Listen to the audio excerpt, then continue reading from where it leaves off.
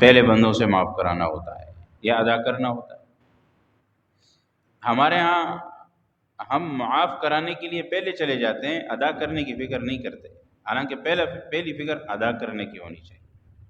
آپ نے دیکھا ہے کہ جب حقوق کی بات آتی ہے، مثال کے طور پر بہنوں کے حقوق ہے، خواتین کے حقوق ہے، میراث میں ان کا حصہ ہے، مال میں ان کا حصہ ہے، جائیداد میں ان کا حصہ ہے، تو پہلے کیا کرتے ہیں؟ یا مہر ہے بیوی کا، یہ بھی تو حق ہے۔ تو جب مالی معاملہ آتا ہے اور نقصان ہو رہا ہوتا ہے بظاہر، تو ہم پہلے ادائیگی کی بات نہیں کرتے ہیں، پہلے معافی کی بات کرتے ہیں۔ حالانکہ یہاں پر پہلے ادائیگی کی بات ہونی چاہیے، معافی کہاں سے آ گئی؟ معافی کی بات ہم کیوں کریں گے؟ معافی تو وہاں سے ہوگی اگر وہ کرنا چاہے۔ لیکن کیا ہوتا ہے کہ معاشرے میں کسی کو شرمندہ کرنے کے لیے، مجبور کرنے کے لیے اخلاقی طور پر اس سے مطالبہ کیا جاتا ہے کہ ہمیں معاف کرو، عورت کمزور ذات ہے، شرم کی وجہ سے، حیا کی وجہ سے وہ معاف کر دیتی ہے اور لوگ سمجھتے ہیں کہ مال حلال ہو گیا، حالانکہ ایسا نہیں، اس طرح کچھ حلال نہیں ہوتا۔ الا لا يحل مال امرئ الا بطیب نفس منہ، فرمایا رسول اللہ صلی اللہ علیہ وسلم نے، کسی مسلمان کا مال کسی دوسرے پر حلال نہیں ہو سکتا الا بطیب نفس منہ، ہاں اس صورت میں ہو سکتا ہے جب کسی شخص کی 100% دلی رضامندی ہو۔ 100% دلی رضامندی کا کس کو پتہ چلے گا؟ جب ہمیں اس بات کا علم ہی نہیں ہے کہ یہ شخص مرد ہے یا عورت ہے، یہ 100% راضی ہے یا نہیں ہے اپنا حق چھوڑنے پہ، ہم نے کیسے سمجھ لیا کہ اس نے واقعی دل سے معاف کر دیا؟ دل سے معاف کرنا ضروری ہے، زبانی کلامی نہیں۔ تو حقوق العباد میں پہلے ادائیگی کی طرف جائیں گے، پھر اگر ادائیگی کی کوشش ہم نے کی اور اگلے نے قبول نہیں کیا کہ بھائی چلیں کوئی بات نہیں ہے میں نے معاف کر دیا ہے، تب وہ معاف ہوگا۔ تو توبہ کی یہ اہمیت ہے کہ پھر توبہ کرنے کے لیے اگر اللہ کا حق ہے تو اللہ سے تو معافی مانگنی ہی مانگنی ہے، لیکن اگر بندوں کا حق ہے تو ساتھ ساتھ بندوں سے بھی معافی مانگنی ہوگی اور معاف کرانا ہوگا، اور اللہ سے بھی معافی اس لیے مانگنی ہوگی کہ اللہ نے ہی اس کو حرام قرار دیا تھا اور ہم نے اللہ کی بھی نافرمانی کر لی ہے اور بندے کی بھی حق طلبی کر لی ہے، لہٰذا دونوں سے معافی مانگنا ضروری ہے۔ اس کے بعد اللہ تبارک و تعالیٰ فرماتے ہیں کہ یہ توبۃ النصوح ہو جائے گی۔ جب توبہ کی ساری شرائط پائی جائیں گی تو اس کو توبۃ النصوح، سچی توبہ کہتے ہیں، اور وہ اللہ تبارک و تعالیٰ پھر غفار بھی ہے اور رحمان اور رحیم بھی ہے جب توبہ کی ساری شرائط ہوں گی۔ لیکن جب توبہ کی شرائط نہیں ہوں گی، گناہ میں مبتلا ہے، گناہ کو چھوڑتا نہیں ہے اور کانوں کو ہاتھ لگا کر توبہ توبہ کر رہا ہوتا ہے، زبانی سے توبہ توبہ کر رہا ہے، گناہ نہیں چھوڑ رہا، بندے کا حق ہے تو معافی نہیں مانگ رہا، نہ دے رہا ہے، نہ معاف کروا رہا ہے، اور نہ اللہ تبارک و تعالیٰ کے حق کے معاملے میں کوئی اس کو پشیمانی ہے، نہ کسی پہلے والے غلطی پر افسوس ہے، بس توبہ توبہ کر رہا ہے، اس طرح سے گناہ معاف نہیں ہوتے، بلکہ اور گناہ بڑھتا چلا جاتا ہے۔ توبہ کا مذاق ہے یہ، توبہ اس کو کہتے ہیں۔ توبہ تو وہ ہے جو حدیث میں آتا ہے کہ التائب من الذنب کمن لا ذنب لہ، فرمایا توبہ صحیح معنوں میں جو گناہ سے کرے گا وہ اللہ کے ہاں ایسا ہے جیسے اس نے گناہ کیا ہی نہیں، تو گناہ اس کے صحیفہ اعمال سے مٹ جائے گا۔ مغفرت کا جو میں نے لفظ عرض کیا کہ مغفرت عربی میں چھپانے کو کہتے ہیں، کسی چیز پر پردہ ڈال دینا، چھپا لینا، اور ایک عفو ہے، عربی میں لفظ استعمال ہوتا ہے عفو، فاعف عنا واغفر لنا وارحمنا انت مولانا، یہ جو جب قرآن کریم میں اللہ نے سکھایا نا کہ اس طرح دعا مانگو۔ عفو کہتے ہیں کسی چیز کو معاف کر دینا۔ معاف کرنے کا مطلب تو یہ ہوتا ہے کہ قیامت کے دن اگر یہ اعلان ہو کہ جی آپ نے یہ گناہ کیا تھا لیکن اللہ فرماتے ہیں کہ میں نے معاف کر دیا ہے، تو انسان کا گناہ تو معاف ہو جائے گا، لیکن پوری مخلوقات کے سامنے یہ تو ظاہر ہو جائے گا نا کہ اس نے گناہ کیا ہے، تو انسان کے لیے اچھا تو یہ بھی نہیں ہے، بدنامی تو ہو گئی۔ اور مغفرت میں ہوتا ہے پردہ ڈال دینا، کہ قیامت کے دن اللہ تبارک و تعالی کہ ہاں انسان کے اعمال نامے میں اس گناہ کا تذکرہ ہی نہیں ہے، وہ ربڑ سے مٹ گیا ہے۔ اب نہ یہ ذکر ہے کہ اس نے گناہ کیا ہے، اور نہ یہ ذکر ہے کہ جی اس کے بعد اس کی معافی ہوئی ہے، بس بات ختم ہو گئی۔ قیامت کے دن انسان کے اعمال نامے میں گناہ کا تذکرہ ہی نہیں ہوگا۔ صحیح توبہ یہ ہوتی ہے، اور اللہ کی طرف سے پھر مغفرت کا پردہ اس کے اوپر جب ڈالا جاتا ہے تو وہ گناہ بالکل ختم، ریکارڈ سے ہی ختم ہو جاتا ہے۔ اب اللہ کے علم میں ہے، انسان کے بھی علم میں ہے، لیکن ریکارڈ میں نہیں ہے۔ تو ریکارڈ سے ختم ہو جانا یہ سب سے بڑی بات ہے، اور اصل توبہ اسی چیز کا نام ہے۔ رمضان المبارک کے دوسرے عشرے میں اگر ہم نے اللہ سے مغفرت کروانی ہے، گناہوں کو معاف کروانا ہے، تو پھر اس طریقے کے مطابق توبہ کرنی ہوگی۔ رمضان المبارک میں تو اللہ تبارک و تعالیٰ از خود بہت سے لوگوں کو معاف فرما دیتے ہیں، از خود معاف فرما دیتے ہیں۔ جس نے معافی نہیں بھی مانگی اس کو بھی معاف فرما دیتے ہیں۔ بہرحال لیکن کبیرہ گناہ نہیں، کبیرہ گناہ کے لیے تو معافی ضروری ہے۔ ہاں صغیرہ گناہ تو اللہ تعالیٰ معاف فرماتے رہتے، صغیرہ گناہ تو سال بھر معاف ہوتے رہتے ہیں۔ ہم جتنے بھی نیک اعمال کرتے ہیں، ان الحسنات یذہبن السیئات، یہ تو قرآن کا اعلان ہے۔ اللہ فرماتے ہیں کہ نیکیاں جو ہے وہ گناہوں کو کھا جاتی ہیں۔ اگر انسان نیکیاں کرتا رہے تو اس کے چھوٹے گناہ معاف ہوتے رہتے ہیں، بغیر توبہ کے بھی معاف ہوتے رہتے ہیں۔ وضو کرتا ہے انسان، حدیث میں آتا ہے اس کے گناہ معاف ہو رہے ہوتے ہیں۔ آنکھوں کے چہرے پر پانی ڈالتا ہے، کان صاف کرتا ہے، مسح کرتا ہے، کلی کرتا ہے، زبان ہے، اس طرح آنکھیں ہیں، یہ سب کے سب اللہ فرماتے ہیں پاؤں ہاتھ ہے، صغیرہ گناہ معاف ہوتے رہتے ہیں۔ مسجد کی طرف قدم بڑھاتا ہے، گناہ معاف ہوتے رہتے ہیں۔ کوئی بھی نیک عمل کرتا ہے، لیکن یہ سب صغیرہ گناہ ہے۔ اور کبیرہ گناہ کے لیے تو ظاہر توبہ کی ضرورت ہے، کہ ہم اپنی درخواست اللہ کے سامنے جمع کرائیں گے کہ ہم نے یہ کیا ہے، مانیں گے، اقرار کریں گے، اور اللہ تبارک و تعالیٰ کی طرف سے پھر مغفرت کا اعلان ہوگا۔ لیکن شرط یہ ہے کہ مغفرت کے لیے جو ہم نے درخواست پیش کی ہے، جو اللہ کے سامنے ہم سوال کر رہے ہیں، توبہ کر رہے ہیں، اس کا اصول و ضوابط وہی ہو جو اللہ نے بتایا ہے اور رسول اللہ صلی اللہ علیہ وسلم نے بتایا۔ اگر یہ ہے تو فرمایا ان اللہ یحب التوابین و یحب المتطہرین، اللہ تبارک و تعالیٰ توبہ کرنے والوں کو پسند کرتے ہیں۔ انسانوں کو بھی اللہ فرمایا توابین، اور اللہ اپنے لیے بھی فرماتے ہیں انہ کان توابا، اللہ تعالیٰ بھی تواب ہے، انسان بھی تواب ہے۔ فرق ہے، انسان توبہ کرتا ہے، اللہ کے سامنے پیش کرتا ہے اپنی درخواست، اور اللہ تبارک و تعالیٰ اس انسان کی اس توبہ کے جواب میں اس کی درخواست کو منظور فرماتا ہے۔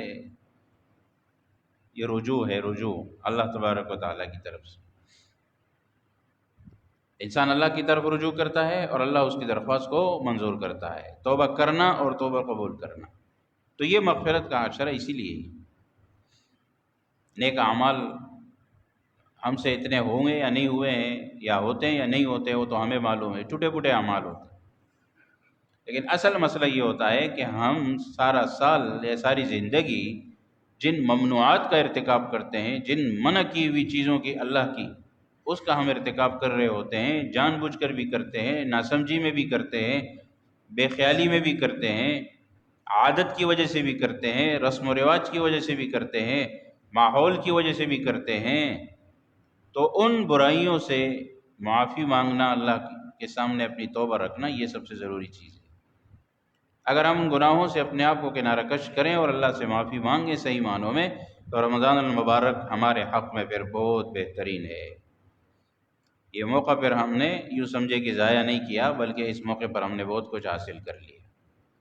لیکن اگر رمضان المبارک جیسا مہینہ بھی آیا اور اللہ کی طرف سے مغفرت کے اعلانات بھی ہوئے، سب کچھ ہوئے، لیکن ہم نے اس طرح مغفرت نہیں مانگی، تو اس کے بعد رمضان المبارک ہمارے حق میں تو اچھا نہیں ہوا۔ ہوں گے اللہ کے نیک بندے جن کے لیے اچھا۔ تو دوسرے عشرے میں اس بات کا اہتمام بہت زیادہ ضروری ہے، اس کے متعلق آپ حضرات اپنا خیال رکھیں، اور ہم سب نمبر دو، انفاق فی سبیل اللہ، اللہ کے راستے میں خرچ کرنا۔ میں نے عرض کیا تھا کہ رمضان المبارک جو ہے احادیث کی روح سے اور قرآن کریم کی روح سے حدیث میں آتا ہے کہ آپ علیہ الصلوۃ والسلام اس مہینے میں کئی گنا زیادہ سخاوت کا مظاہرہ فرماتے تھے، مواسات کا، غمخواری کا، آپس میں ایک دوسرے کے ساتھ حسن سلوک کا مہینہ ہے۔ اڑوس پڑوس ہے، رشتہ دار ہیں، دوست احباب ہیں، مستحقین ہیں، مختلف قسم کے لوگ ہیں جو ہمارے سامنے جن کی ضرورت ہوتی ہے، ضرورت مند ہوتے ہیں، ان کے اوپر خرچ کرنا جتنا ہو سکے۔ اگر ایک انسان کہے کہ جی میرے پاس تو کچھ بھی نہیں ہے، یا میں غریب ہوں، یا میرے پاس اتنا مال تو نہیں ہے کہ میں خرچ کروں، تو اللہ تبارک و تعالیٰ نے آپ سے کیا مانگا ہے؟ کوئی مخصوص چیز مانگی ہے؟ نہیں۔ ایک کھجور کی دانہ، ایک گٹلی اور اس کے برابر انسان کے پاس ہے اور اس کو بھی اللہ کے نام پہ دینا چاہے دے سکتا ہے، اگر اخلاص کے ساتھ ہو تو اللہ تعالیٰ احد پہاڑ کے برابر اجر عطا فرماتا ہے، حدیث میں موجود۔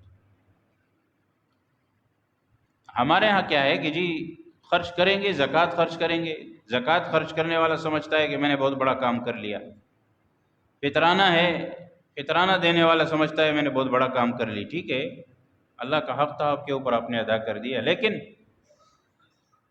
اصل کمال تو یہ ہے نا کہ انسان نفلی صدقات کرے، نفلی طور پر جو انسان سے ہو سکے وہ ادا کرے، اور نفلی صدقات کے اندر کسی سامنے والے کا مستحق ہونا ضروری نہیں ہے، وہ آپ کا یار دوست بھی ہو سکتا ہے، وہ آپ کی کوئی قابل احترام شخصیت بھی ہو سکتی ہے، وہ آپ کے لیے حتیٰ کہ کفار پر، دیکھیے نفلی صدقات شریعت کے اندر غیر مسلم کو بھی دے سکتے، آپ کو تو آپ کا اجر ملے گا۔ ہاں یہ ہے زکوٰۃ، فطرانہ، یہ جو چیزیں شرعاً لازمی ہوتی ہے انسان کے اوپر، وہ غیر مسلم کو نہیں دی جا سکتی۔ زکوٰۃ کی ایک شق تھی، پہلے غیر مسلم کو دے سکتے تھے، مؤلفۃ القلوب قرآن کریم میں آتا ہے، لیکن بعد میں منسوخ ہو گیا وہ معاملہ۔ اب غیر مسلم کو زکوٰۃ نہیں دے سکتے، نہ غیر مسلم کو فطرانہ دے سکتے ہیں، اور نہ واجبات جو جتنی بھی ہیں، جیسے منت کی رقم ہو گئی، کسی کے اوپر منت کی وجہ سے رقم لازم ہے تو وہ غیر مسلم دینے، وہ مستحقین میں نہیں آتا ہے، ویسے اس کے ساتھ تعاون کر سکتے ہیں، نفلی صدقات دے سکتے ہیں۔ اگر کوئی غیر مسلم ہے اور مستحق ہے، اڑوس پڑوس ہے، یا کوئی بھی کسی طریقے سے تعلق ہے، تو اس کی دلجوئی کرنا، تو اس کے ساتھ تعاون کرنا، یہ کوئی منع نہیں بلکہ باعث اجر و ثواب ہے، لیکن اس کے لیے الگ سے رقم دینا ہوگی۔ تو اس مہینے میں خاص طور پر انفاق فی سبیل اللہ، اللہ کے راستے میں خرچ کرنا، یہ اس کا ثواب جیسے نفل کا فرض کے برابر ہوتا ہے، فرض کا 70 گنا بڑھتا ہے، تو اسی طرح جب اگر ہم فرض صدقہ دیں گے جیسے زکوٰۃ ہے، فطرانہ ہے، تو 70 گنا اجر و ثواب ملے گا، اور اگر ہم نفلی دیں گے تو فرض کے برابر ملے گا۔ جیسے ہم نفلی صدقہ دیں گے تو یوں سمجھے جیسے ہم نے زکوٰۃ ادا کر دی، جیسے ہم نے فرض چیز ادا کر دی، واجبات ادا کر دی، کتنا بڑا اجر و ثواب ہے۔ تو صرف اس چکر میں پڑے رہنا کہ جی زکوٰۃ ہوگی تو دیں گے، تو زکوٰۃ دینا کا کوئی ضروری نہیں ہے۔ اور دوسری چیز جو زکوٰۃ سے متعلق میں نے شروع میں عرض کی تھی، پچھلے مہینے بھی یہ بات آئی تھی اور رمضان المبارک میں بھی یہ بات آتی رہتی ہے کہ ہم نے رمضان المبارک کے ساتھ زکوٰۃ کو خاص کر دیا ہے کہ جیسے زکوٰۃ کا مہینہ جو ہے وہ رمضان ہے، جیسے روزے کا مہینہ ہے، ایسے زکوٰۃ کا مہینہ بھی رمضان ہے۔ میں نے عرض کیا تھا یہ تصور بالکل غلط ہے، رمضان المبارک کے ساتھ زکوٰۃ کا کوئی تعلق نہیں ہے، نہ رجب کے ساتھ ہے، نہ کسی اور مہینے کے ساتھ ہے۔ ہر آدمی، ہر مسلمان جب مالدار بنا ہے، اس مالداری کے وقت سے لے کر ہر سال کے بعد اس کو زکوٰۃ دینی ہوتی ہے۔ وہ جس مہینے میں مالدار بنا تھا، جس مہینے میں اسے پتہ چلا کہ میں مالدار ہوں، جس مہینے میں اسے علم ہوا کہ میرے پاس نصاب آیا، اس مہینے اس کا فائدہ کیا ہے؟ اس کا فائدہ یہ ہے کہ سال بھر زکوٰۃ چلتی رہے گی اور سال بھر مستحقین تک مال پہنچتا رہے گا۔ رمضان المبارک میں زکوٰۃ سب ادا کریں گے تو سال کے 11 مہینے غریب کیا کرے گا؟ مستحق کیا کرے گا؟